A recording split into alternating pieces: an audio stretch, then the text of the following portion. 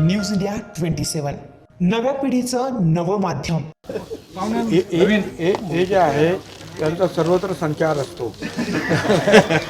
यांना अगोदर पाहुण्यांना आधी संधी संकटमोचे घेतले साहेब. जवळपास 1.25 तास चर्चा झाली बंद दराड तुमच्यामध्ये.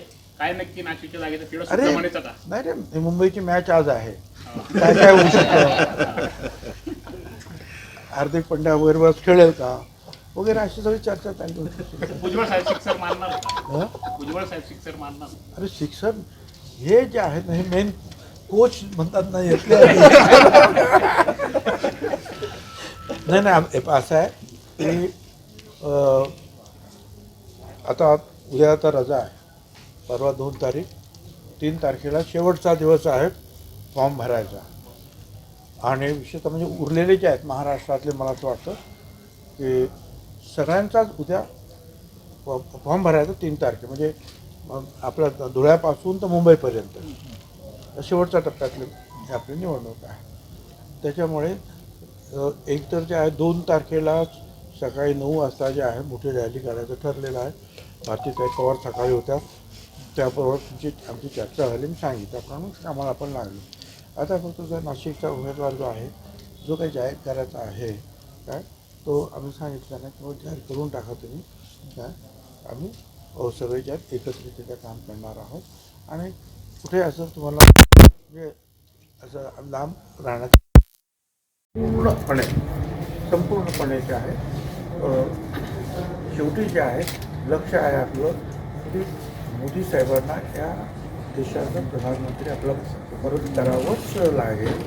कारण देशातली तर परिस्थिती आहे, परंतु आंतरराष्ट्रीय परिस्थितीसुद्धा पाहिली, त्या देशामध्ये सुरू असलेल्या लढाया अशा कणखर नेतृत्वाची आवश्यकता आहे.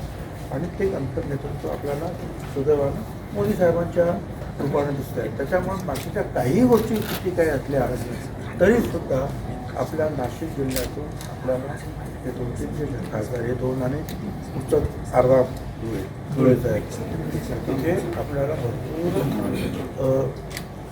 असं मतदान जे आपल्याला द्यायला पाहिजे. आणि मोदी साहेबांसाठी बाकी काय बघायचं काही कारण नाही. शेवटी काय आहे की इथे जे खासदार जातात त्या खासदारांचं मुख्य काम जे सरकार कुणाचं आहे हा विचार लक्षात ठेवला. विकास वगैरे ह्या सगळ्या गोष्टी आहेत, पण देशाचा विकास करण्यामध्ये सुद्धा मोदींनी जे काही काम केलं ते तुम्ही सतत ऐकता. प्रत्येक गोष्टी म्हणजे ग्रामीण प्रश्न असतील, शहराचे प्रश्न असतील, सगळ्या प्रश्नाच्या बाबतीमध्ये. त्याच्यामुळे त्याची काही उजळणी करण्यात मला कारण वाटत नाही. तर त्यासाठी ही सगळी काही आमची जी आहे प्रयत्न सगळे चालू आहेत. आणि त्या दृष्टीने आम्ही चर्चा केली, कुठे कुठे कमी आहे काय आहे, काय करायला पाहिजे, अशी साध्यंत चर्चा जी आहे आम्ही ह्या नाशिक जिल्ह्यात 2-3 हजार, मग त्या अनुषंगाने राज्यामध्ये सुद्धा कुठे कुठे काय चाललेलं आहे त्याची चर्चा झाली. आता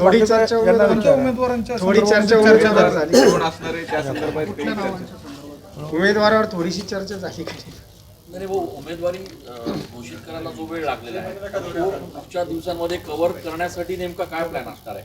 ते त्यांना सांगितलं की बाबा आता फक्त उद्याच्या दिवस तू बंद आहे आणि परवा शेवटचा समजा ना 3 तारखेपर्यंत थांबायचं.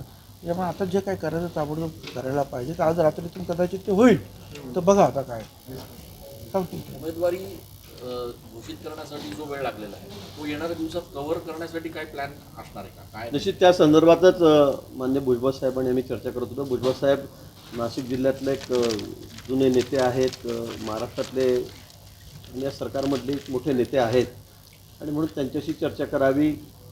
तिकीट मला वाटतं उद्या जाहीर झालं पाहिजे. उद्या दुपारपर्यंत सकाळपर्यंतच मला वाटतं तिकीट जाहीर होईल.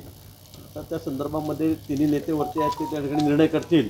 पण उशीर जरी झाला असला तरी आम्ही ठरवलेलं की या दोन्ही जागा, जसं भुजबळ साहेबांनी सांगितलं, तिन्ही जागा, मग धुळे मालेगाव पण त्याचा अर्धा भाग येतो, त्या तिन्ही जागा या महायुतीच्या ज्या ठिकाणी निवडून येतील, मोठ्या मताधिक्याने मला त्याला निवडून आणायचं आहे आणि मोदींचे हात थोडी बळकट करायचे आहे. हे खरं आहे. भुजबळ साहेबांनी सांगितलं की देशामध्ये नेता कोण आहे, कणखर नेत्याची गरज आहे. आज आंतरराष्ट्रीय स्तरावर जे सगळ्या घडामोडी घडत आहेत त्यामुळे देशाला जर पुढे न्यायचं असेल, त्याला जर महासत्ता करायचं असेल, पुढे जाऊन सुपर पॉवर करायचं असेल, तर मोदीजीशिवाय पर्याय नाही. आणि म्हणून आमची त्या संदर्भामध्ये त्या ठिकाणी चर्चा झाली आणि आम्ही ठरवलेलं आहे सगळ्यांनी मिळून, महायुतीचे सगळेच आम्ही घटक आहोत, आम्ही ठरवलं आहे की या तिन्ही जागा मोठ्या मताधिक्याने निवडून द्यायच्या आहे. तर उमेदवार कोण आहे? राष्ट्रवादीचा पण दावा होता, शिंदे गटाचा दावा होता. उमेदवार कोणाचा असणार? मी तेच म्हणतोय की ते सिटिंग जागा जी आहे ती शिवसेनेची आहे. त्या बाबतीमध्ये भुजबळ साहेबांचं नाव आलं, त्यांचे नाव पुढे केलं गेलं, वरतूनही पुढे गेलं, पण काही अडचणी असतील त्यामुळे अजूनपर्यंत नाव किंवा पक्ष निश्चित झालेला नाही आहे. मी पुन्हा सांगेल की उद्या मला वाटतं की 10-11 वाजेपर्यंत 11-12 वाजेपर्यंत दुपारपर्यंत त्या नावाची घोषणा करता आपल्याकडे वेळ पण नाही, कारण परवा फॉर्म भरायचा आहे, त्यासाठी तयारी करावी लागेल, कार्यकर्त्याने बोलावं लागेल. तर मला वाटतं उद्या सकाळी 10-11 वाजेपर्यंत या ठिकाणी नावाची घोषणा होईल अशी अपेक्षा आहे. कोणती नावं चर्चेत आहेत सध्या? आता ते काही सांगा, अजून पक्षाचा चर्चेचा भाग आहे, कोणत्या पक्षाला तिकीट मिळणार आणि त्यानंतर मग उमेदवार कोण याची चर्चा होईल. पण काही असलं तरी पण आमची सगळी तयारी आहे, आमचे सर्व कार्यकर्ते तयार आहेत. आम्हाला फक्त नाव याचीच फक्त आता हे राहिलेली आहे. नाव आलं की मग लगेच आम्ही त्या दृष्टीने आम्ही कार्यक्रम या तयारीला लागू. परवा तुम्ही बघाल की अतिशय मोठ्या संख्येमध्ये म्हणजे रेकॉर्ड ब्रेक गर्दी